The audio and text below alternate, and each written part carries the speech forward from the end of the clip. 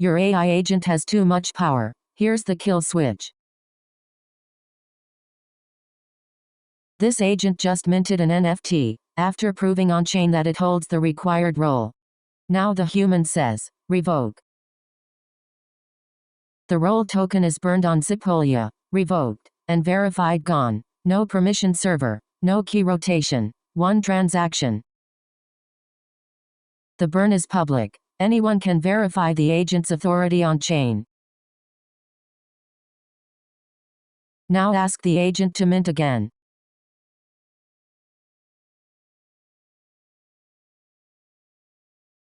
It checks its role, finds nothing, and refuses. Enforcement lives on-chain. Roles are tokens. Grant with a mint, revoke with a burn. ERC-7303, plus MCP.